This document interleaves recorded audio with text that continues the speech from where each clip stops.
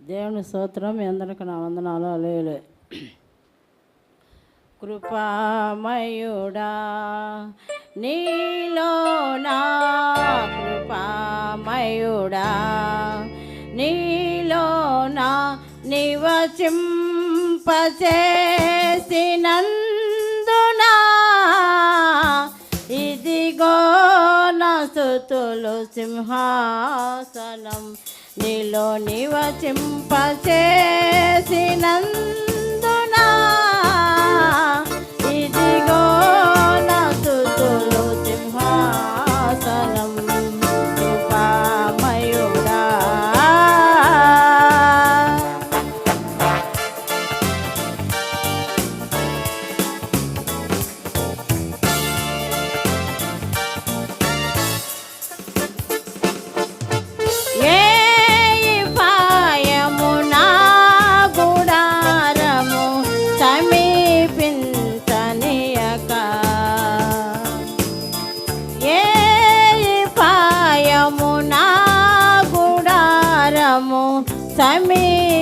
సమీపించనీయక నా మార్గములన్నిటిలో నీవే ఆశ్రయమైనందునా నా మార్గములన్నిటిలో నీవే ఆశ్రయమైనందునా కృపామయుడా నీలో నా కృపామయుడా నీలో నా నివసింపచేసినందునా ఇదిగో నా స్తుతులు సింహాసనం కృపామయుడా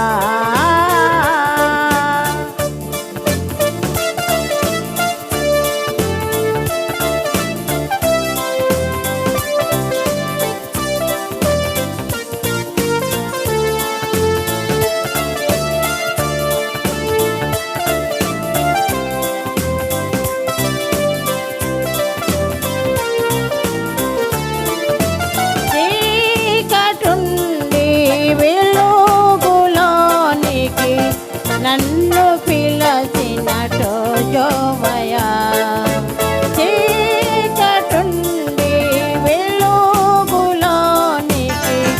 నన్ను పిలచినటో యోమయా రాజవంశములో యాగకర్తము చేసేదను రాజవంశములో యాగకర్తము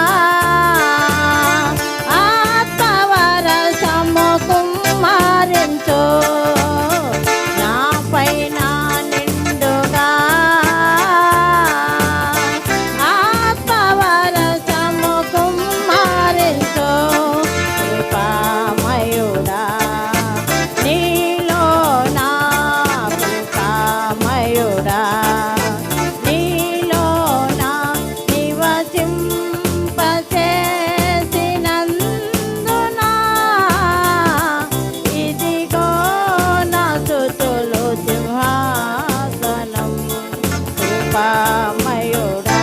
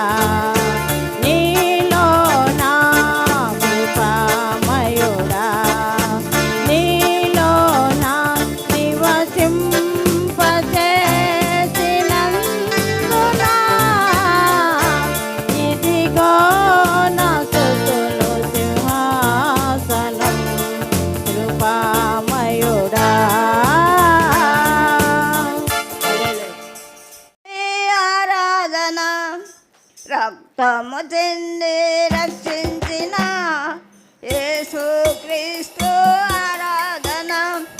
బలపరచు మమ్ము దృఢపరచు పరిశుద్ధాత్మ ఆరాధన. ఆరాధన ఆరాధన దేవమునిచ్చిన పరమ పిత నీకే స్తుతి ఆరాధన. రక్తము చెంది రక్షించిన యేసుక్రీస్తు ఆరాధన.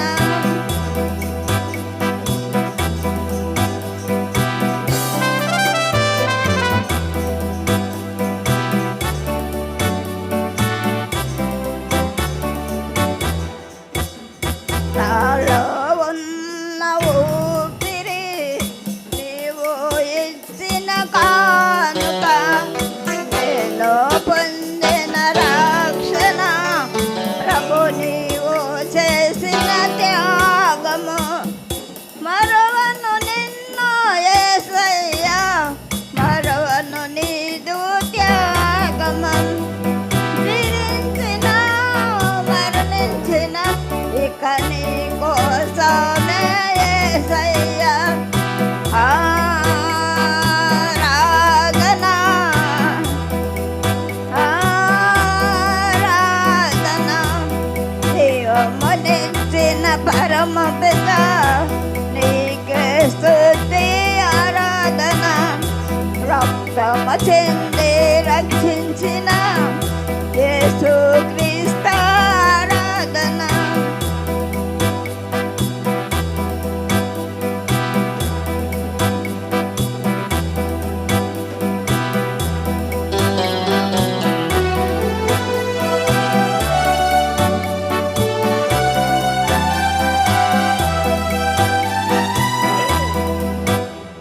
దేవామసగు వాక్కుచే అనుదినము నన్ను పోషించు. నీదు బాటలపై నింప దారిని నాకు చూపించు. పాలును నాకు నీ కృప నిత్యము నేను దీవించెదా. నేనేనయ్యా నీ దాసుడం, నీ చిత్తాన్నే నెరవేర్చుము. జీవించిన మరణించిన ఇక నీ కోసమే యేసయ్యా. ఆరాధన ఆరాధన దేవమునిచ్చిన పరమ పిత నీకే స్తుతి ఆరాధన. రక్తము చెంది రక్షించిన యేసుక్రీస్తు ఆరాధన. హల్లెలూయా. వాక్యం చదువుకుందాం. కీర్తనలు 139వ కీర్తన 1వ వచనం నుంచి 4వ వచనం వరకు. యెహోవా, నీవు నన్ను పరిశోధించి తెలుసుకొని ఉన్నావు. నేను కూర్చుకుండుట నేను లేచుట నీకు తెలియను. నాకు తలంపు పుట్టక మునిపే నీవు నా మనస్సు గ్రహించుచున్నావు. నా నడకను నా పడకను నీవు పరిశీలన చేసి ఉన్నావు. నా చర్యలన్నిటినీ నీవు బాగుగా తెలుసుకొని ఉన్నావు. యెహోవా, నా మాట నా నాలుకకు రాకమునుపే అది నీకు పూర్తిగా తెలిసి ఉన్నది. దేవుడు తన పరిశుద్ధ వాక్యాన్ని దీవించుగాక. స్తుతులు చెల్లించుకుంటున్నాం నాయన తండ్రి. నాయన ఈ ఉదయం కాలం నుంచి నాయన ఇప్పటి వరకు నాయన ప్రతి బిడ్డను నాయన నీ రెక్కల చాట మరుగుపరుస్తు తండ్రి నాయన దాసి ఉంచిన యేసయ్య, నాయన నీకు కోట్లాది కృతజ్ఞతలు స్తుతులు చెల్లించుకుంటున్నాము నాయన. నీకు స్తోత్రం స్తోత్రం స్తోత్రం స్తోత్రం నాయన. దయగల్ల నా తండ్రి నీకు స్తోత్రం స్తోత్రం స్తోత్రం నా తండ్రి. నాయన దేవా, నాయన ఈ రక్షణ సన్నిధికి నాయన వచ్చిన ప్రతి బిడ్డ హృదయాలు ఎరిగిన గొప్ప దేవుడు నాయన. నువ్వు నీకు స్తోత్రం నాయన. నాయన ఏ బిడ్డలో ఏ బాధ ఉందో నాయన, ఏ బిడ్డ నాయన ఏ బురువు నాయన నీ పాద సన్నిధికి నాయన మోసుకొచ్చారో నా తండ్రి నాయన. హృదయాంతరాంగాలు విరిగిన దేవానికి స్తోత్రము నాయన. నాయన ప్రతి బిడ్డతో నువ్వు మాట్లాడు నాయన. ప్రతి హృదయాన్ని ఎరిగిన దేవుడు కాదు నాయన నువ్వు తండ్రి నాయన. ఆ బిడ్డకి నాయన నీతో మాట్లాడగా నాయన ఇనే భాగ్యం నాయన. ఆ బిడ్డలకు ప్రతి బిడ్డకి దయచేయమని అడుగుతున్నాము తండ్రి. నీకు స్తోత్రం స్తోత్రము నాయన. ఇదిగో నా తండ్రి నాయన, వాక్యం చెప్పే నీ బిడ్డను నాయన నీ సులుగు సాట మరుగుపరుచుకొని నా తండ్రి నాయన దేవా, వినగల చెవు నాయన, గ్రహించగల నాయన మనసు నాయన, ఇక్కడికి వచ్చిన ప్రతి బిడ్డకి దయచేయమని వాక్యం స్వరగా నాయన నడుచుకొని నాయన మేము జీవించే భాగ్యము నాయన ప్రతి బిడ్డకి దయచేయమని ప్రభువైన యేసుక్రీస్తు నామంలో అడిగి వేడుకుంటున్నాము నా పరమ తండ్రి. నేను భయపడను. కీర్తనలు 196 పైగల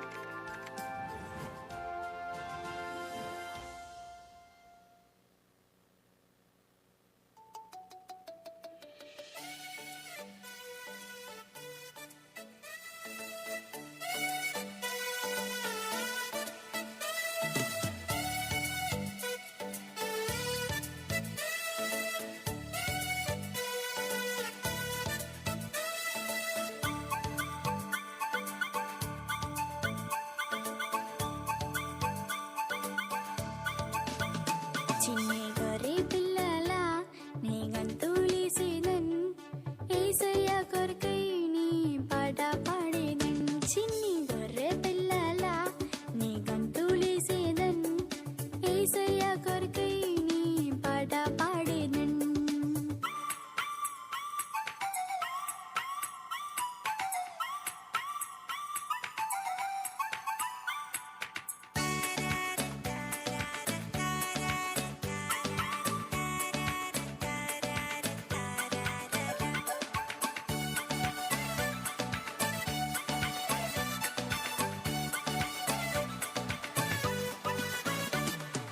ఉత్తముడు యేసు నిత్యం పాడేదన్, శక్తిమంతుడు యేసు నిత్యం పాడేదన్. ఉత్తముడు యేసు నిత్యం పాడేదన్, శక్తిమంతుడు యేసు నిత్యం పాడేదన్. నన్ను కాయువాడని నిత్యం పాడేదన్, నన్ను మోయువాడని నిత్యం పాడేదన్.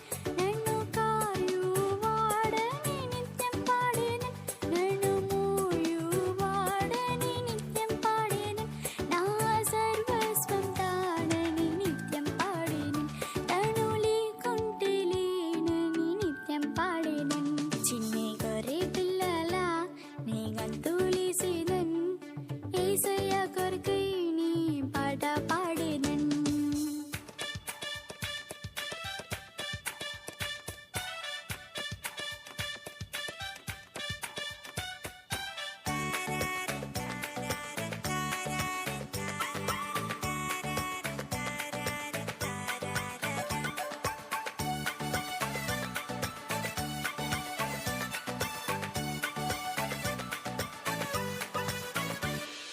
హృదయంలో యేసు వచ్చేసాడుగా, సంతోషం నాకు ఇచ్చేసాడుగా. హృదయంలో యేసు వచ్చేసాడుగా, సంతోషం నాకు ఇచ్చేసాడుగా. నన్ను భుజాలపై మోసి ముత్తాడునుగా, నన్ను అపాయము నుండి కాపాడుకొనిగా. నన్ను భుజాలపై మోసి ముత్తాడునుగా, నన్ను అపాయము నుండి కాపాడుకొనిగా. ఈ కాడు నిత్యం యేసు నాతోనిగా, తన ప్రియమైన బిడ్డను దిగులెందుకు. చిన్ని గొర్రె పిల్లలా నీ గంతులేసేదన్, యేసయ్య కొరకై నీ పాట పాడేదన్. చిన్ని గొర్రె పిల్లలా నీ గంతులేసేదన్, యేసయ్య కొరకై నీ పాట పాడేదన్. ఇప్పటి వరకు దేవుడు మా కుటుంబంలో చేస్తున్న ప్రతి అద్భుత ఆశ్చర్య కార్యాన్ని బట్టి దేవునికి లెక్కించలేని కృతజ్ఞత స్తుతి స్తోత్రాలు చెల్లించుకున్నాను. మన నిమిత్తం ప్రార్థించిన బిడ్డలందరికీ కూడా వందనాలు చెల్లించుకున్నాను. మొన్నటి దినాన మరి గురువారం చెన్నైకి వెళ్ళొచ్చాము. దేవుడు నిజంగా బిడ్డల ప్రార్థన, నా ఆత్మీయ తల్లి అన్నకుట్టి ఆనందరావు గారి తల్లి ప్రార్థన, అందరి ప్రార్థన దేవుడు ఆలకించి డాక్టర్లో దేవుడుండి నాకు ట్రీట్మెంట్ చేసిన బిడ్డలందరూ బాగుంది, మళ్ళీ తర్వాత మళ్ళీ 3 నెలలకు రండి, అప్పుడు టెస్టులన్నీ చేస్తామని చెప్పారు. ఆ టెస్టుల్లో కూడా అన్నిట్లో దేవుడు బాగా ఇస్తాడని నాకు నమ్మకం. ఇప్పటి వరకు దేవుడు చేసిన ప్రతి అద్భుత ఆశ్చర్య కార్యాలను బట్టి దేవునికి వందనాలు చెల్లించుకున్నాను. ఇంక నువ్వు కుటుంబంలో ఎన్నో అవసరతలు ఉన్నాయి, అవన్నీ కూడా యేసయ్య తీరుస్తాడని నా ఆశ. ఎందుకంటే పెన్షన్ విషయంలో ఈయనకి చాలా సంవత్సరాలు అయింది, అది మాత్రం అట్లాగే ఉంటుంది. దేవుడు చేస్తున్న అద్భుత కార్యాన్ని బట్టి ఆ కార్యం కూడా చేసి ఉండాలి నేనైతే నమ్మి స్తుతిస్తూ ఉంటాను. మీ అందరూ కూడా ప్రార్థించండి. ఇప్పటి వరకు చేసిన ప్రతి మేలుని బట్టి దేవునికి వందనాలు చెల్లించుకుంటూ ఈ సాక్ష్యాన్ని యేసయ్య నామములో ముగిస్తున్నాను. ఆరోగ్యం బాగాలేకపోతే వెంటనే దేవుడికి ఎట్ట మాట్లాడతామంటే పాస్టర్తో పాస్టమ్మతో మాట్లాడతాము. అప్పటాంచి పాస్టమ్మ ప్రార్థన చేస్తుంటుంది, అడుగుతూ ఉంటుంది ఎట్టుందని. పాస్టమ్మకి చెప్తా ఉంటాను ఎట్టుందమ్మని. పోయిన శనివారం హాస్పిటల్లో చేరాడు, మంగళవారం రోజు ఆపరేషన్ చేసాడు. ఆపరేషన్ చేసిన కాడి నుంచి చిన్న హింస పెట్టల ఆయన చిన్న బాధలు పడలా. అలాంటి బాధల్లో కూడా పాస్టమ్మ ప్రార్థన చేసి అడగతానే ఉంది, ఎట్టుంది అంకులకని. ఎట్టుందమ్మా నిద్రపోవట్లేదమ్మా, చెయ్యి నొప్పి కాలు నొప్పి అమ్మ, కాళ్ళు వేసిపోండాయమ్మని బాధలు పడతా ఉండము. శుక్రవారం రోజు డిశ్చార్జ్ ఇంటికి వచ్చాడు. ఇంటికి వచ్చినా కూడా అదే రీతిగానే ఉన్నాడు. కానీ మేము చిన్న బాధలు పడకుండా దేవుడికి ప్రార్థన చేస్తూ ఉన్నాను. నీ చిత్తం నాయనా నీకు అప్పచెప్తున్నాను, నేనైతే ఇలాంటి పరిస్థితుల్లో చూస్తే నాకు బాగుండదు, బాగలేకుండా వస్తుంది నా ఒళ్ళు, నీకే అప్పచెప్పేస్తుండ ఆయన్ని, నువ్వే కాపాడాలి ఆయన్ని, మనుషుల వల్ల అయితే కాదు అనుకొని ప్రార్థన చేసుకుంటున్నాను దేవుడికి. రాత్రి కూడా కష్టం ఫోన్ చేసి కూడా అడిగింది. మేము కుటుంబ ప్రార్థనలో నాయనా రేపు ఆదివారము మేము మందిరానికి బావాల, శుక్రవారం కూడా ఆయన వల్ల నేను పాలేకపోయినా. మా ఇంట్లో అన్ని రోజులు జ్వరాలు వచ్చినా కూడా ఒక్కరోజు కూడా ఆగల. కానీ ఆయన కోసమై శుక్రవారం నేను ఆగిపోయినా. నా తప్పులు క్షమించు, ఎవరు లేరు కానీ నిండు కష్టంలో ఉన్నాడు కాబట్టి వదిలిపెట్టి రాలేకపోయినా. కానీ రేపు ఆదివారం కూడా ఆ పరిస్థితులు ఆయన ఉండకూడదు నాయన, ఆయన బాగుండాలా. తెల్లవారిదాకే మేము ఉదయము సాయంకాలం 2 పూటలు చర్చికి పోవాలి నాయన, ఏర్పాటు చేయను ఆయన అని దేవుణ్ణి ప్రార్థన చేసుకుంటున్నా. రాత్రి తెల్లవాళ్ళు కూడా అదే ప్రార్థనలోనే ఉంటాను. నేను ఎప్పుడు మెలకు వచ్చిన దేవుడితో మాట్లాడుతూనే ఉంటా. దేవుడు ఉదయం లేచే తలకే బాగా కూర్చొని పేపర్ చూసుకుంటున్నాడు. ఈరోజు ఉదయము చర్చికి పోయాము. ఇప్పుడు కూడా చర్చికి వచ్చేదానికి మాకు దేవుడు అవకాశం ఇచ్చాడు. ఆయనకి కాళ్ళు వాసి ఉన్నాయి. ఆ కాళ్ళ గురించి దేవుడు పాస్టమ్మ కూడా ఎంతగానో ప్రార్థన చేసి ఆయన్ని నడిపించాలా. ఆయన శ్రమ చూడలేకపోతున్నాను నేను. మన సంఘమంతా కూడా ఆయన కొరకు ప్రార్థన చేశారు బుధవారము శుక్రవారము. అదే రీతిగా ఇంకా కూడా ఆయన కోసం అందరూ ప్రార్థన చేయాలని కోరుకుంటున్నాను. పాస్టర్ అమ్మ ఒక వాక్యం చెప్పింది, ఆపత్తి కాలంలోనే దేవుడి కాడికి వస్తారు అనింది. కానీ నేను మస్తానికి ఆపత్తి కాలంలో దేవుడి కాడికి రాలేదు. నాకు పెళ్ళైన తర్వాత దేవుడి కాడికి నేను ఎట్టొచ్చానంటే, ఒక దేవుడు పాటలు ఇప్పుడు కొత్తగా కొత్త కోడూరులో ఎలాగని మాత్రం నిలుపుండారు. మేము అప్పుడు సాలూరు చర్చికి పోతాం, కానీ నామకార్థంగా. కానీ దేవుడు అంటే కూడా ఇప్పుడు తెలీదు, ఏందని కూడా తెలీదు. కానీ అందరూ పాతున్నారు.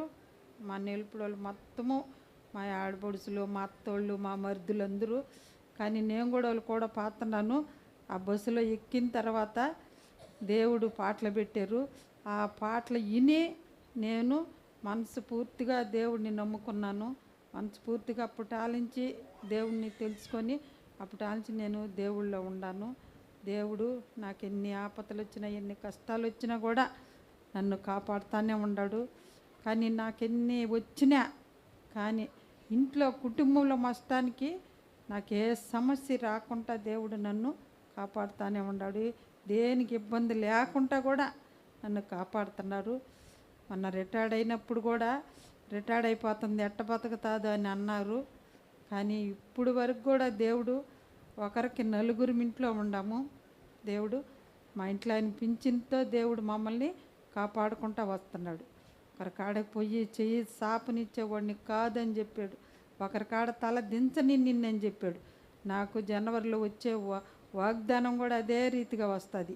ఇప్పటికి కూడా దేవుడు అదే ప్రకారంగా ఒకరు బాధపడుతుంటే చూడలేను, ఒకరికి పెట్టాలా అనే మనసు నాలో హృదయంలోకి వస్తుంది. ఒకరికి పెడతానే కానీ ఒకరి కాడకు పోయి నాకు పెట్టలేదు, నాకు పెట్టండి అనే స్థితి ఇప్పటి వరకు మస్తానికి నాకు నా ఏసై ఇయ్యలేదు. ఇంక మీదట కూడా ఎప్పుడు దేవుడు నాకు అలాంటి పరిస్థితి రాదు, రానీడు కూడా. దేవుడు నా బిడ్డ తరము నాయన, నా చెయ్యి వదలబాక అని చెప్తాను నేను దేవుడికి. నా చెయ్యి వదలబాక నాయన. మనుషులైతే వదిలేస్తారు, మా తల్లి వదిలేసింది, మా తండ్రి వదిలేశాడు, నా భర్త వదిలేశాడు, నువ్వు మాత్రానికి నన్ను వదలకూడదు. నేను నిన్ను నమ్ముకొని ఉన్నాను నాయన. ఇదిగో నా కుటుంబము, నా బిడ్డలు, నా రక్త సంబంధికులు అందరిని ఎప్పుడు నాయన నువ్వు కాపాడి వాళ్ళందరినీ కూడా నీ సన్నిధానంలోకి మార్చాలని చివరి కోరిక ఒక్కటే, మా అన్న ఆరోగ్యం బాగొచ్చి ఆయన బాప్టిజం తీసుకోవాలని నా ఆలోచన ఆయన మట్టిలో వేయకుండా ఆయన్ని పరలోక రాజ్యం చేరాలని మా అన్న కోసం ప్రార్థన చేస్తుంటాను. దేవుడు ఆ కోరిక ఒక్కటి నాకు తీర్చాలని మీ అందరి సమస్యల్లో, దేవుడి సమస్యల్లో పాస్టర్కి ఒప్పచెప్తున్నాను. ఆయన కోసం ప్రార్థన చేయాలని. మా పెద్దక్క కూడా బాప్టిజం తీసేసుకునింది. మా రక్త సంబంధికుల్లో ఇంకొక కుటుంబం ఉంది, అన్నిలు కుటుంబంలో బతుకుతున్నారు. వాళ్ళు కూడా మారవాలని మీ సన్నిధిలో ఒప్పుకుంటున్నాను. దేవుని సన్నిధిలో నా తప్పులుంటే క్షమించమని, నా నోటు దారి ఏమన్నా మాట్లాడున్నా కూడా క్షమించాలి. మన వాక్యం కూడా చెప్పాడు పాస్టర్ గారు, మన కళ్ళు చెడ్డవి, మన నోరు చెడ్డదని. నేను ప్రతిరోజు నాయన ఈరోజు అంతా ఏమన్నా మాట్లాడానేమో, నా కళ్ళుతో ఏమన్నా పాపం చేసానేమో, నా నోటితో ఏమన్నా తప్పుగా మాట్లాడానేమో, నన్ను క్షమించి నాయన అని దేవుడికి నేను సాయంకాలం అయితే దేవుడికి అప్పచెప్తా, ఉదయం అయితే దేవుడికి అప్పచెప్తాను. అదే రీతికి ఇప్పుడు మందిరంలో కూడా నా తప్పులు ఏమన్నా ఉంటే నాయన క్షమించమని నీ పాద సన్నిధిలో ఒప్పుకుంటున్నాను. ఈ చిన్న ప్రార్థన దేవుడు దీవించిన గాక. సాక్ష్యంలో దేవుడు ఉండాలని కోరుకుంటున్నాను. ప్రభునామన మీకు అందరికీ వందన తెలియజేస్తున్నాను. నేటి ఆరాధనకు వచ్చిన మీకు అందరికీ ప్రభు యేసుక్రీస్తు నామంలో శుభాభివందనాలు తెలియజేస్తున్నాను.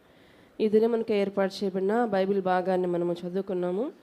కీర్తన గ్రంథము 139వ కీర్తన మొదటి 4 వచనాలు మనం చదవగా విని ఉన్నాం. ఇక్కడ మనం గమనిస్తే ఈ కీర్తన ఒక ప్రత్యేకమైన కీర్తన మనం చూడొచ్చు.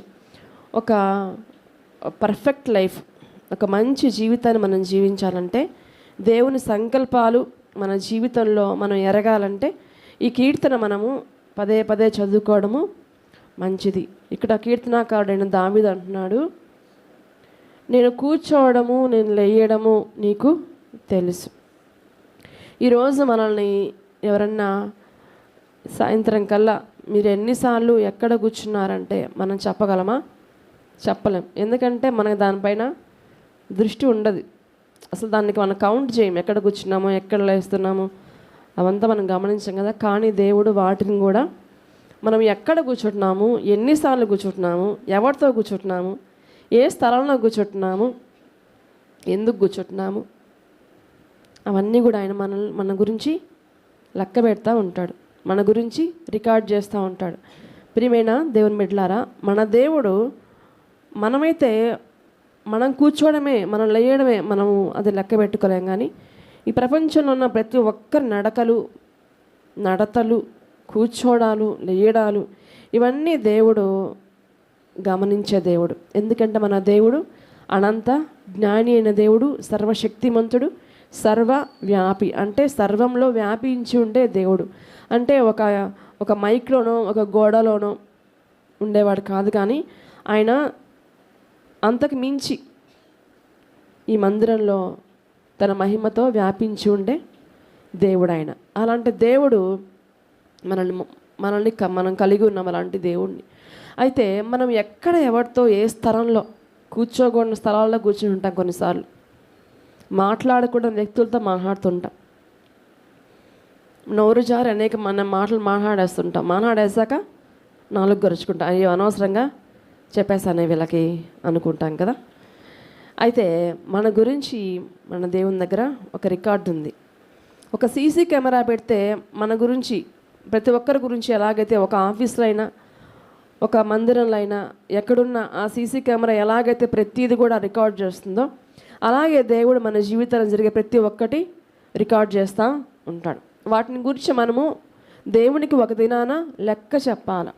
మన దేహంతో జరిగించిన ప్రతి మాట, ప్రతి క్రియ, ప్రతి చూపు, ప్రతి తలంపులు, ప్రతి ఉద్దేశాలు, ప్రతి ఊహల గురించి దేవునికి ఒక దినాన లెక్క చెప్పాల్సిన అవసరం ఉంది. కాబట్టి దేవుడు ఇవన్నీ కూడా రికార్డ్ చేస్తూ ఉంటాడు. ప్రియమైన దేవుని బిడ్డలారా, మనం కూడా ఈ ఆలోచన కలిగి మనం మన జీవితాల్లో ముందుకు సాగాలని దేవుడు కోరుకుంటున్నాడు.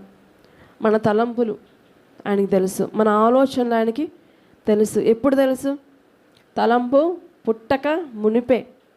మన ఆ ఆలోచన మన తలంపులోకి రాక మునిపే దేవుడు దాన్ని ఎరిగిన దేవుడు.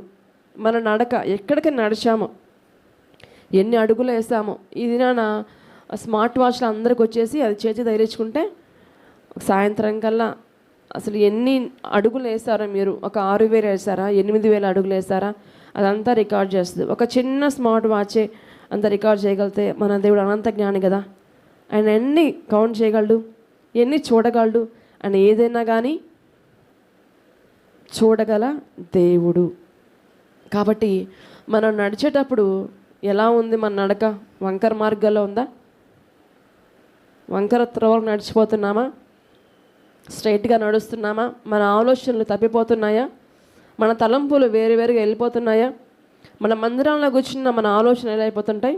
చాలా ఫాస్ట్గా మనుషులకు ఉంటాం, కానీ అవి ఎక్కడెక్కడో తిరుగుతుంటాయి.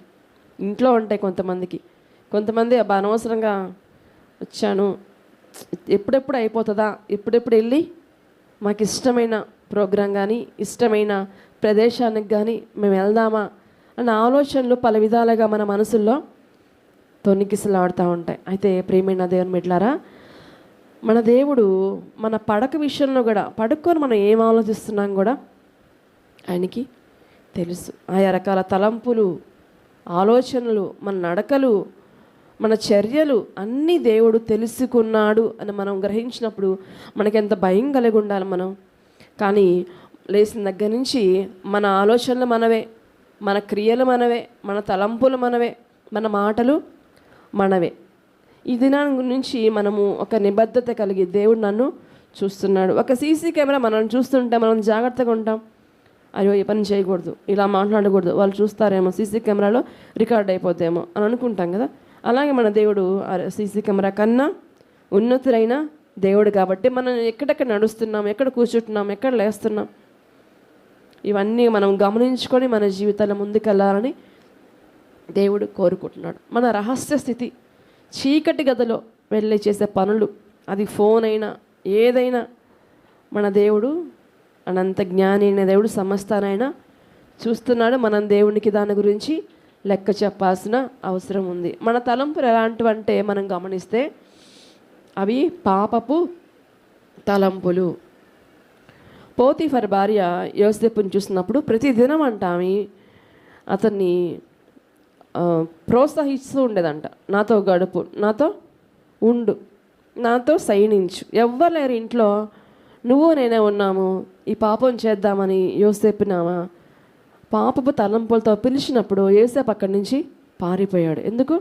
దేవుడు చూస్తున్నాడు అన్న భయం కలిగి ఉన్నాడు. ఈ రోజుల్లో పిల్లలకి ఎక్కడ భయం అనేది లేదు.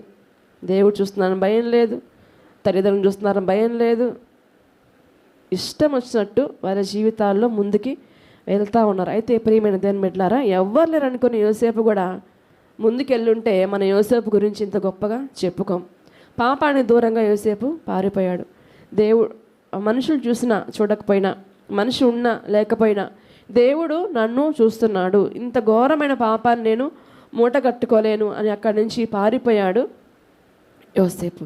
ఇదేనా ఎంతమంది ఇలా ఆ పాపపు తలంపుల్లోంచి పారిపోతున్నారు, లేదా దాంట్లోనే మునిగిపోతున్నామా?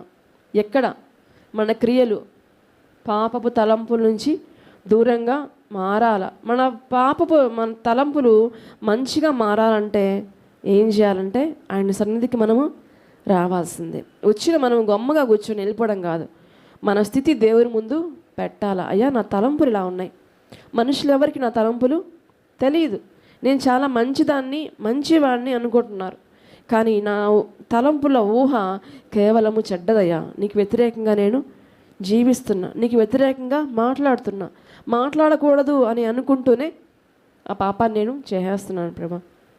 వ్యర్థమైన మాటలు మాట్లాడుతున్నానయ్యా, వ్యర్థమైన ఆలోచనలు మాట్లాడుతున్నానయ్యా అని ప్రభువు దగ్గరికి మనం వచ్చి ఆయన దగ్గర మోకరించి మన హృదయానంతా ఆయనకి సమర్పించినప్పుడు ఆయన ముఖ కాంతిలో మన రహస్య పాపాలు కనబడుతున్నాయి కనుక ఎవ్వరికీ తెలియకపోవచ్చు, కానీ ప్రియమైన దేవుని బిడ్డలారా మన తలంపులు ఆయన కడిగి పరిశుద్ధపరచడానికి శక్తిమంతుడైన దేవుడు. కాబట్టి ఆయన మందిరానికి వచ్చిన మనము, నువ్వు నేను, మన తలంపుల నుంచి, మన చెడు తలంపుల నుంచి విడుదల పొంది మంచి తలంపులు, దేవుని తలంపులు మనం కలిగి ఉండాలని దేవుడు కోరుకుంటున్నాడు.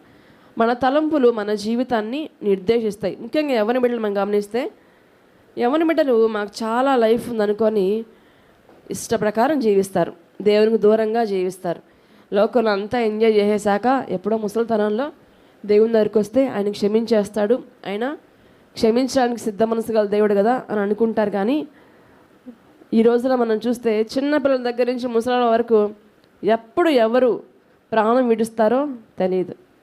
అలాంటి భయంకరమైన స్థితిలో మనం ఉన్నాం. కాబట్టి ఎప్పటికప్పుడు మనల్ని పరిశుద్ధపరచుకుంటూ, ఎప్పటికప్పుడు మనల్ని సరి చేసుకుంటూ ఈ లోకయాత్రలో మనము ముందుకు సాగేవారిగా మనము ఉండాలి. రెండోదిగా మనం గమనిస్తే చెడ్డ తలంపులు. మార్కు సువార్త మనం గమనిద్దాము. మార్కు సువార్త 7వ అధ్యాయము 21వ వచనాన్ని మనము చదువుకుందాం. ఇక్కడ 13 రకాల పాపాలు మనకి కనిపిస్తాయి, అవేంటో మనము చూద్దాం. మార్కు సువార్త 7వ అధ్యాయము 21వ వచనాన్ని చదువుకుందాం. లోపలి నుండి అనగా మనుషుల హృదయములో నుండి దురాలోచనలను, జారత్వములను, దొంగతనములను, నరహత్యలను, వ్యభిచారములను, లోభములను, చెడుతనములను, కృత్రిమమును, కామ వికారమును, మత్సరమును, దేవదూషణయు, అహంభావమును, అవివేకమును వచ్చును. ఈ చెడ్డవన్నీ లోపల నుండియే బయలు వెళ్ళి మనుష్యుని అపవిత్రపరచునని ఆయనతో చెప్పాను. చాలండి. ఇక్కడ మనం గమనిస్తే ఇవన్నీ మనం లెక్క పెడితే 13 ఉంటాయి. చూసారా? కౌంట్ చేశారా ఎవరైనా? మనుషుని హృదయంలో నుండి దురాలోచనలు, జారత్వములు, దొంగతనములు, నరహత్యలు, వ్యభిచారములు, లోభములు, చెడుతనములు, కృత్రిమములు, కామ వికారమును, మత్సరమును, దేవదూషణయు, అహంభావమును, అవివేకమును వచ్చును. ఇవన్నీ ఆయా రకాల చెడు తలంపులు మన హృదయంలో ఉండి మనల్ని ఆయా సమయాల్లో ఇబ్బంది పెడుతూ ఉంటాయి, మన జీవితాన్ని అయోమయానికి గురి చేస్తూ ఉంటాయి. అయితే ప్రియమైన దేవుని బిడ్డలారా, వీటన్నిటి నుంచి మనం జయం పొందుకోవాలంటే మనం ఎక్కడికో వెళ్ళాల్సిన అవసరం లేదు. మన దేవుడు మనకు అందుబాటులోనే ఆయన సన్నిధిని ఆయా ప్రదేశాల్లో స్థాపించుకొని ఉన్నాడు. కాబట్టి మనం ఎవ్వరము మౌనంగా ఇంట్లో ఉండి మన జీవితాల గురించి మొరపెట్టుకోవాల్సిన అవసరం లేదు. ఆయన మందిరంకి వచ్చి మనము మన చెడు తలంపు నుంచి మనము విడుదల పొందుకోవడానికి మనం సిద్ధంగా ఉండాలని దేవుడు కోరుకుంటున్నాడు. అయితే మనం గమనిస్తే ఈ తలంపులన్నీ మన పైన చేరి మనల్ని కంట్రోల్ చేస్తూ ఉంటాయంట. మన చేతిలో టీవీ రిమోట్ ఉందనుకోండి, ఏం చేస్తాం మనం? దాన్ని పట్టుకొని మనకి ఏ టీవీ ఛానల్ కావాలో దాన్ని మారుస్తూ ఉంటాం కదా. అది మన కంట్రోల్లో ఉంది. ఇలాగే ఇవి కూడా మన పైన అధికారాన్ని చలాయిస్తూ ఉంటాయి. ఆయా సమయాల్లో ఎప్పుడు మనం మంచి వాళ్ళమే, కానీ ఏదన్నా మనకి విరోధంగా, ఏదన్నా మనకి అనుకూలం కాకుండా ఏదైనా సందర్భం వస్తే మనలో నుంచి ఇవన్నీ బయటకు వస్తూ ఉంటాయి ఆయా సందర్భాల్లో కదా. అయితే దేవుడు వాటి నుంచి మనము జయం పొందుకోవాలని దేవుడు కోరుకుంటున్నాడు. మనం ఏదన్నా సినిమా చూస్తున్నారనుకోండి, సినిమా చూసే అలవాట్లు ఉన్నాయనుకోండి, పక్కన ఎవరైనా మనం డిస్టర్బ్ చేస్తున్నారు, ఏమనుకుంటాం? గమ్ముకుంటా, కాసేపు ఆ డైలాగ్ మిస్ అయిపోతుంది, ఆ సీన్ మిస్ అయిపోతుంది అనుకుంటాం కదా. మందిరంలోకి వచ్చిన మనము ఎప్పుడన్నా వాక్యం వింటా అనుకున్నామా? కొద్దిసేపు పిల్లలు మనం డిస్టర్బ్ చేస్తే వాళ్ళు వెళ్ళిపోయి వాళ్ళు ఏం చేస్తున్నారో వాళ్ళు ఆడుకుంటుంటే వాళ్ళని చూడడం అలా చేస్తుంటాం కదా. అపవాది అలా మనల్ని డైవర్ట్ చేస్తూ ఉంటాడు. అయితే ఏదైనా లోకానుసారమైన విషయం మనం గమనిస్తుంటే, ఏదైనా వింటుంటే ఏం చేస్తాం? ఎంతో ఆసక్తిగా, ఇది వినకపోతే మన జీవితంలో ఏదో నష్టపోతామన్నట్టుగా మనము ఆ విషయాలు మనం వింటూ ఉంటాం. కానీ దేవుని మాటలు ఆసక్తి కలిగి మనం విన్నప్పుడు ప్రతి చెడు తలంపు నుంచి దేవుడు మనకి విజయాన్ని ఇస్తాడు, విడుదలని ఇస్తాడు. కాబట్టి మనం ఆయన మాటలు విన్నప్పుడు ఆయన మాటలు మన జీవితాల కార్యాలు జరిగిస్తాయి. కానీ మనం అడిగి పొందుకోవాలా, ఈ వీటిపైన మాకు జయం ఇవ్వయ్యా, వీటిపైన మాకు విడుదల ఇవ్వయ్యా అనే దేవుని మనము అడిగి మనం పొందుకున్నప్పుడు దేవుడు ఖచ్చితంగా విడుదలని ఇస్తాడు.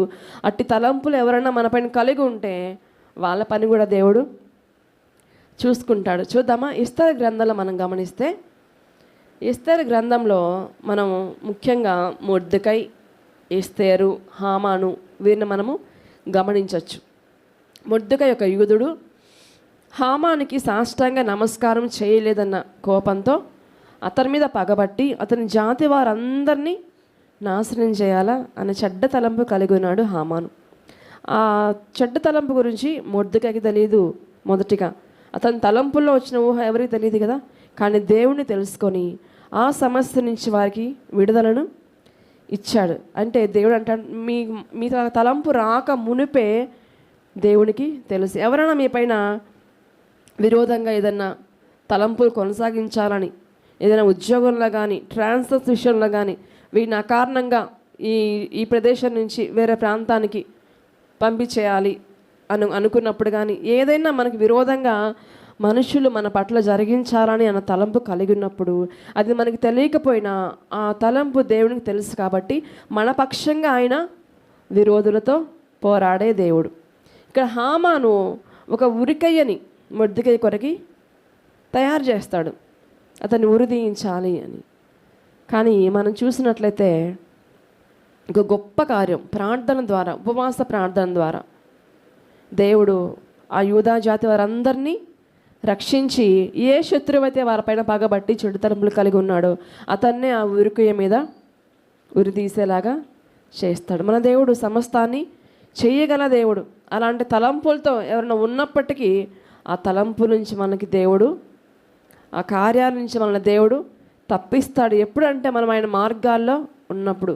కొన్నిసార్లు అనిపిస్తుంది లోకమంతా ఒక్క సైడ్ వెళ్తుంటే నేను ఒక్కదాన్నే బైబిలు, ప్రార్థన, సాక్ష్యము, పరిశుద్ధత, ప్రేమ, మందిరము అంటూ ఈ మందిరానికి వస్తున్నాను, నాకేం జరగట్లేదు. మనకి కొంతకాలం కష్టంగా అనిపిస్తుంది. లోకంలో అందరూ లోకంలో ఉంటూ ఆనందిస్తున్నారు, ఎక్కడికెక్కడికో వెళ్ళి ఆనందం కోసం వెళ్ళి ఏదైనా ఏమంటారు చూడాల్సిన ప్రదేశాలు చూస్తూ ఆనందిస్తున్నారు. నేను మాత్రం ప్రార్థన, బైబిలు, సాక్ష్యము, పరిశుద్ధత ఇవన్నీ పట్టుకొని ఉంటున్నాను అయ్యా అని మనకు అనేక సార్లు అనిపిస్తుంది.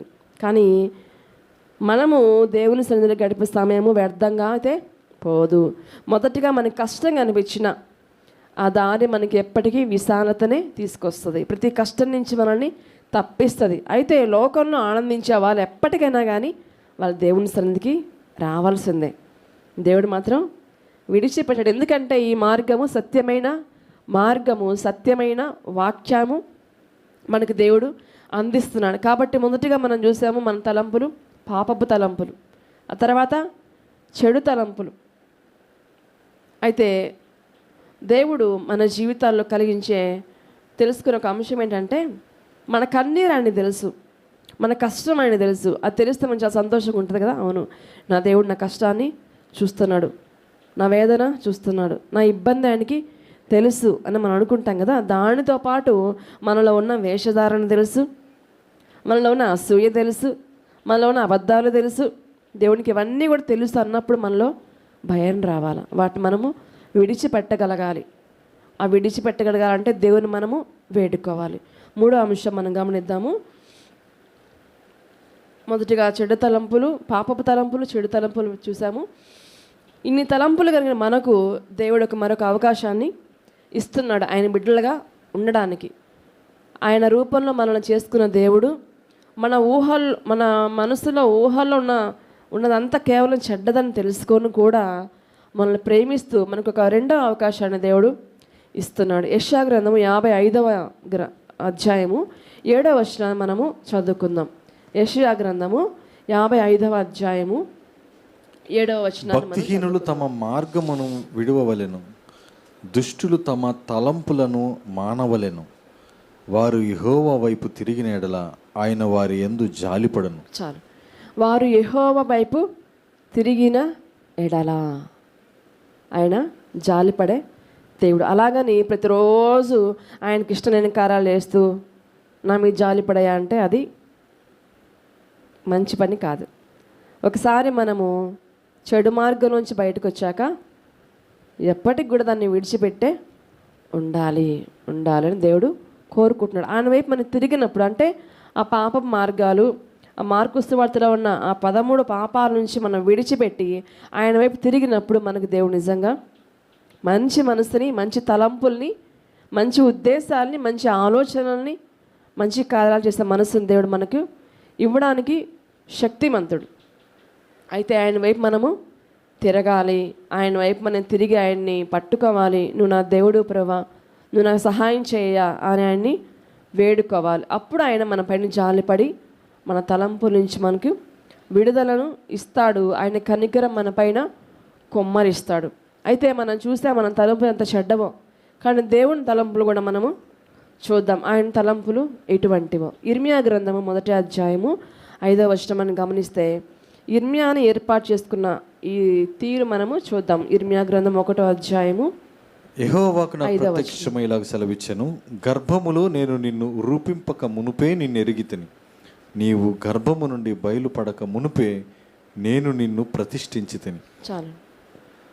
గర్భంలో మనం రూపింపబడక మునిపే మన గురించి తెలిసిన దేవుడు.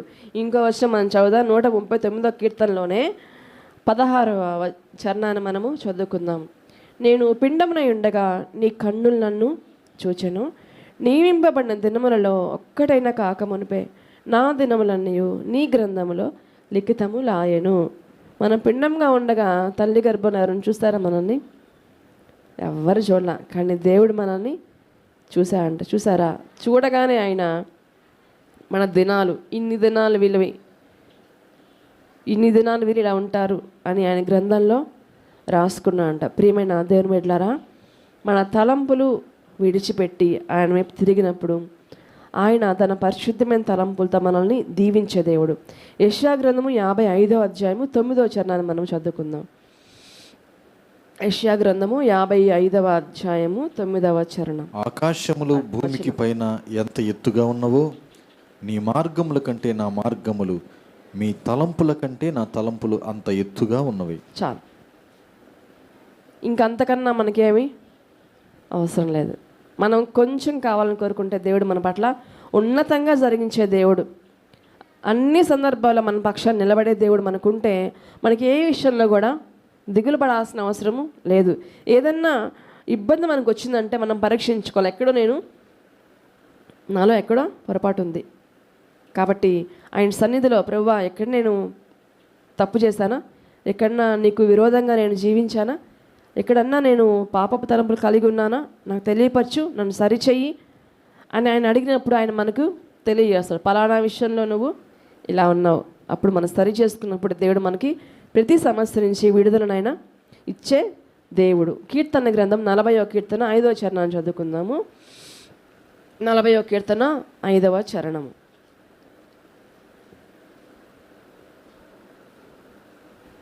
యెహోవా నా దేవా, నీవు మా ఎడల జరిగించిన ఆశ్చర్య క్రియలను, మా ఎడల నీకున్న తలంపులను బహు విస్తారములు. వాటిని వివరించి చెప్పేదననుకుంటున్నా అవి లెక్కకు మించి ఉన్నవి. నీకు సాటి అయిన వాడొకడును లేడు. బలులనైనను నైవేద్యములనైనను నీవు కోరుటలేదు. చాలు.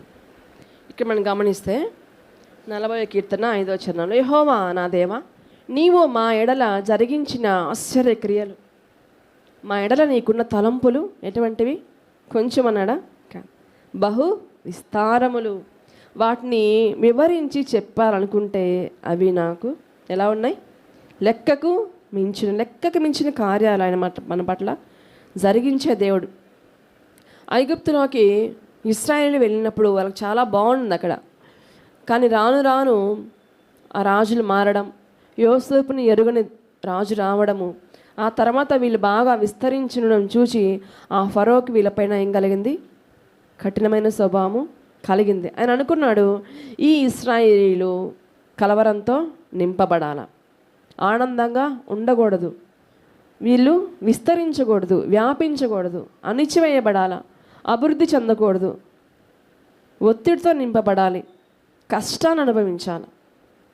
వీళ్ళు చేసే పని వీళ్ళకి చాలా కష్టతరంగా ఉండాలి, వీళ్ళ సంతోషం ఉండకూడదని ఫరో ఇశ్రాయేల్ పట్ల ఒక కఠినమైన తలంపుని కలిగి ఉన్నాడు.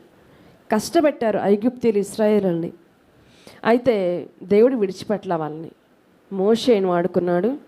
ఆ ప్రజలందరినీ ముందు వెనక మేఘస్తంభం వలె అగ్నిస్తంభం వలె ఆవరించి ఆ ఐగుప్తు నుంచి పాలు తేలి ప్రవహించే దేశానికి ఆయన తీసుకెళ్ళడానికి ఇష్టపడ్డాడు. ప్రియమైన దేవుని బిడ్డలారా, ఎక్కడైతే మనం అణిచివేయబడుతున్నాం అనిపిస్తుందో దేవుడు మనకు ఒక ప్రణాళిక, దేవుడికి మన పట్ల ఒక ప్రణాళిక ఖచ్చితంగా ఉంది.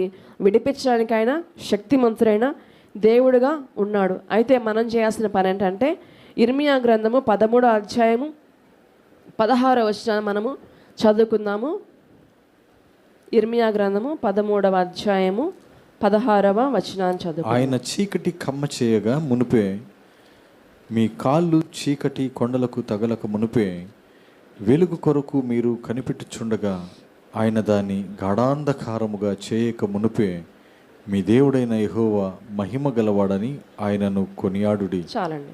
ఇక్కడ మనం గమనిస్తే ఆయన మన జీవితాల్లో ఒక కష్టాన్ని కలుగు చేయక మునిపే, చీకటి మన జీవితాల్లోకి రాక మునిపే, ఆ తర్వాత వెలుగు కొరకు మనం కనిపెట్టుచుండగా ఆయన దాన్ని గాఢాంధకారంగా చేయక మునిపే, మన కాళ్ళు చీకటి కొండలకు తగలక మునిపే. 3 మునిపే అని ఉన్నాయి. అవి మన జీవితాల్లో రాక మునిపే మనం ఏం చేయాలా? దేవుడు గొప్పవాడని కొనియాడాలి, ఆయన సన్నిధికి మనము రావాలి, ఆయనను ఆశ్రయించాలి. అప్పుడు దేవుడు మన పట్ల ఆయన కలిగి ఉన్న తలంపుల్ని మన జీవితాల్లో సార్థకం చేస్తాడు. ఆయన మన పట్ల కలిగిన ఉద్దేశాలు ఎంతో ఉన్నతమైనవి. భూమి కంటే ఆకాశం ఎంత ఉన్నతంగా ఉన్నదో అలాంటి ఉన్నతమైన తలంపులు కలిగిన దేవుడు మనల్ని చూస్తున్నాడు. ఎప్పుడు నా బిడ్డలు నా సన్నిధికి వచ్చి హృదయపూర్వకంగా నన్ను వేడుకొని వాళ్ళకున్న చెడు తలంపులు, ఆలోచనలు, వాటన్నిటి నుంచి విడుదల పొందుకుంటారు. ఎప్పుడు వీరి జీవితాన్ని నేను కార్యాలు జరిగించాలా అని దేవుడు కూడా ఎదురు చూస్తూ ఉంటాడు. మనం చేయాల్సిన పని చీకటి కమ్మక మునిపే ఆయన సన్నిధికి మనం వచ్చి ఆయన్ను ఆరాధించేవారుగా ఉండాలి. మనం హాస్పిటల్కి ఎప్పుడు వెళ్తామండి? ఏదన్నా బాగలేకుండా వచ్చినప్పుడే. రాకముందు వెళ్తామా? వెళ్ళాం. వచ్చినప్పుడు వెళ్తాం, ట్రీట్మెంట్ తీసుకుంటాం, వస్తాం. కానీ దేవుడు అంటున్నాడు, పరమ వైద్యుడు అంటున్నాడు, మీకు ఆపద కలుగక మునిపే ఆయన సన్నిధికి రండి, ఆయన సన్నిధికి రండి. ఇక్కడ మనం గమనిస్తే మనం హాస్పిటల్కి వెళ్తే మన పైన టెస్టులు చేస్తారు, నాలుక చూస్తారు, కళ్ళు చూస్తారు, హార్ట్ బీట్ చూస్తారు కదా. అంతకు మించి మన శరీరంలో లోపల భాగాలు ఏదైనా బాగాలేకుంటే ఏం చేస్తారు? స్కానింగ్కి రాస్తారు. వెళ్తాం, వాళ్ళంతా స్కాన్ చేస్తారు, రిపోర్ట్ వస్తుంది. అలాగే మన జీవితాల్లో కూడా దేవుడు మనల్ని పరిశోధిస్తూ ఉంటాడు. ఏదన్నా మనకు అనారోగ్యం కలిగింది అనుకోండి, డాక్టర్ ఏం చెప్తాడు, మీరు పలానవి తినకూడదు. ఏదైనా కామెర్లు వచ్చాయనుకోండి, ఏదైనా జాండీస్ వచ్చాయి, ఏం చెప్తారు, నాన్ వెజ్ తినకూడదు, పలానా ఆహారాలు తినకూడదు, ఇదే తినాలి అంటారు. మనం అది కాకుండా తిన్నామనుకోండి ఏమవుద్ది, ప్రమాదం కలుగుతుంది కదా. అలాగే దేవుడు కూడా ఏం చెప్తున్నాడు, మీరు ఆ చెడు తలంపులు మానండి, పాపపు తలంపులు మానండి, పాపపు ఆలోచనలు మానండి, దుష్టుల ఆలోచన చొప్పున నడవద్దు, వాళ్ళ మార్గాల్లో నిలవద్దు, వారి వెంబడి పోవద్దు అని చెప్తుంటే వాళ్ళ వెనకే పోతాం, ముందు కూడా కాదు, వాళ్ళ వెనక్కి పోతూ ఉంటాం కదా. తల్లిదండ్రులు వద్దన్నా కానీ చేస్తాం, లేనిపోనివి మన తలపైకి తెచ్చుకుంటాం. కాబట్టి అట్లా ఉండద్దు, అలా ఉండకూడదని దేవుడు కోరుకుంటున్నాడు. మొదటి కీర్తన మనం చూసాం కదా, దుష్టుల ఆలోచన చొప్పున నడవక, పాపుల మార్గంన నిలువక, అపహాసకులు కూర్చున్న చోటు కూర్చుండక, యెహోవా ధర్మశాస్త్రం ఆనందించుచు దీవారాత్రం దాన్ని ధ్యానించేవాడు ధన్యుడు. మొదటి కీర్తనలోనే ఉంది, కానీ మనము చదువుతాం కానీ దాని గురించి ఆలోచన మనము చేయము. అయితే ప్రేమైన దేని బిడ్డలారా, మనం చేయాల్సిన పని ఏంటంటే ఈ కీర్తన గ్రంథమే 139వ కీర్తనలోనే 23, 24 వచనాలు మనం గమనిస్తే ఏముందో చూద్దాం.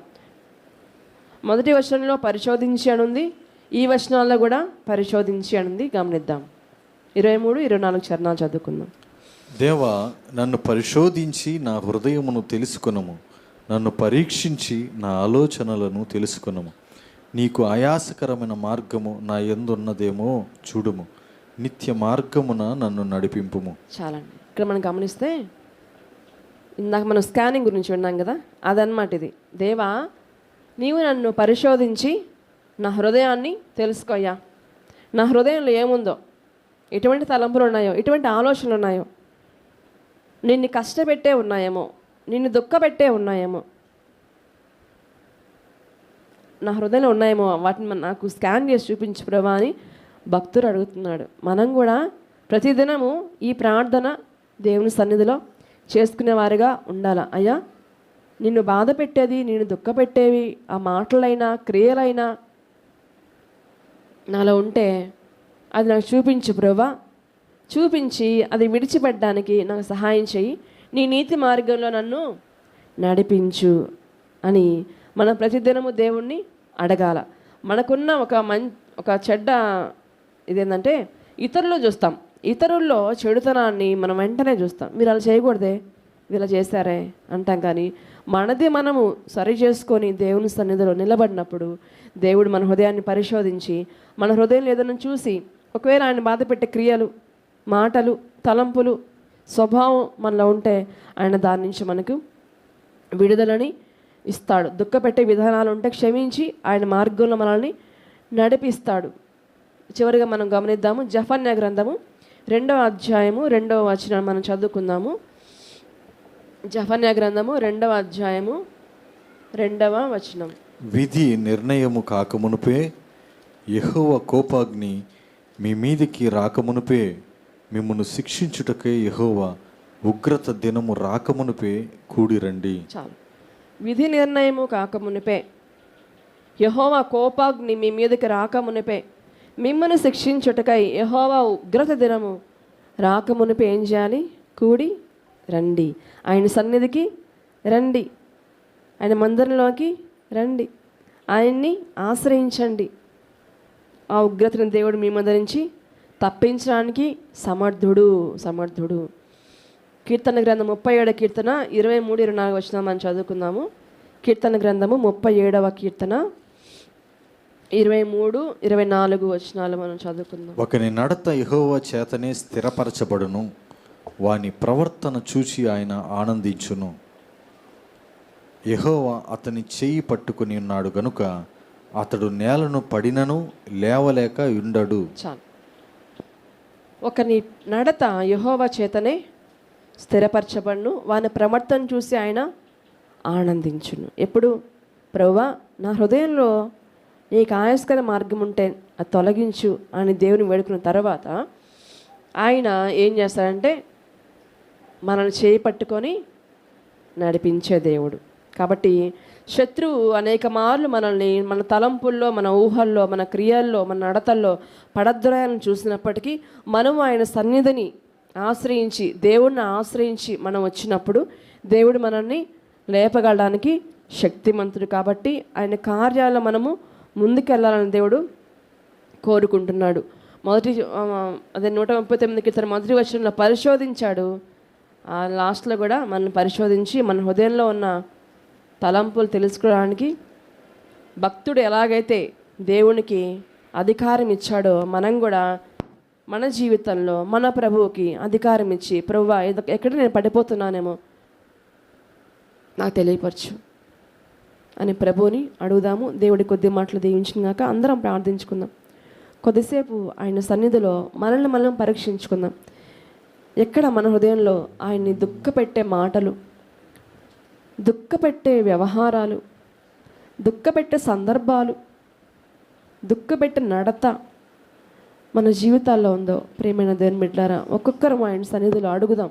ప్రభువా నన్ను క్షమించయ్యా, ఈ మార్గాల్లో నేను వెళ్తున్నాను, నేను ఇంటి మార్గంలో నన్ను నడిపించు, నా సొంత మార్గాల్లో నన్ను నడిపించద్దయ్యా, నీ ఆలోచన చొప్పున నన్ను నడిపించయ్యా, నీ చెయ్యి పట్టుకొని నన్ను నడిపించయ్యా, వంకర మార్గాల్లోకి నన్ను నడిపించద్దయ్యా, నా తలంపులు పరిశుద్ధపరచయ్యా, మహోన్నతురా నీ కొందనాలయ్యా, సహాయం చేయి ప్రభువా అని ప్రభువుని ఒక్కొక్కరు వ్యక్తిగతంగా అడుగుదాము. మన నోరు తెరిచి ప్రభు సన్నిధిలో ఉన్నాము, ఈ వాక్యం విన్నాం, మన హృదయాన్ని ఆయనకి అప్పగిద్దాం. నన్ను పరిశోధించయ్యా, నన్ను పరిశోధించు ప్రభువా, నాకు సహాయం చేయ ప్రభువా, చెడు మార్గాల్లో వెళ్ళిపోకుండా, చెడు త్రోవలో వెళ్ళిపోకుండా నువ్వు నాకు సహాయం చేయ ప్రభువా అని ప్రభువుని ప్రతి ఒక్కరూ అడుగుదాం. ప్రియమైన దేవుని బిడ్డలారా, దేవుడు మన సమీపంగా ఉన్నాడు. మన హృదయాలు ఆయనకు అప్పగించి మన హృదయాలు పరిశుద్ధపరచుకున్నాం. చుచుండువారు నా వెంట పొంచియుండి నన్ను కృంగదీయనెంచ ప్రభువానా ప్రక్క నుండి నన్ను తప్పించినావు. ప్రభువానా ప్రక్క నుండి నన్ను తప్పించినావు. ప్రభువా నిన్ను నమ్మి నిన్నాశ్రయించినాను. నరులేమి చేయగలరు, భయమేమి లేదు నాకు. నరులేమి చేయగలరు, భయమేమి లేదు నాకు. ప్రభువా నిన్ను నమ్మి. ప్రేమగల తండ్రి, జీవగల దేవా, నీ ఘనమైన నామాన్ని బట్టి కొందనాలయ్యా. ఇంతవరకు మీరు నాతోనూ మా అందరితోనూ మాట్లాడిన మీ మాటలు బట్టి నీ కొందనాలు తండ్రి. ప్రభువా అవును ప్రభువా, మా తలంపులు మాకు రాక మునిపే ఎరిగిన దేవుడు ప్రభువా, మేము గర్భంలో రూపింపబడక మునిపే మమ్మల్ని ఎరిగిన దేవుడు ప్రభువా, నీ కొందనాలు ప్రభువా. మమ్మల్ని పరిశోధించయ్యా, మమ్మల్ని సరిచేయ్యా అయ్యా, మీ నీతి మార్గంలో మమ్మల్ని నడిపించయ్యా అయ్యా. నిజమైన క్రైస్తవ బిడ్డలుగా మేము ఈ లోకంలో జీవించే భాగ్యాన్ని మా దయచేయండి అయ్యా. మా నోటి మాటలు, మా హృదయ ధ్యానము మీకు అంగీకారంగా ఉండడానికి సహాయం చేయమని క్రీస్తు యేసు నామములో ప్రార్థించడి వేడుకొనిచున్నాము తండ్రి, ఆమేన్.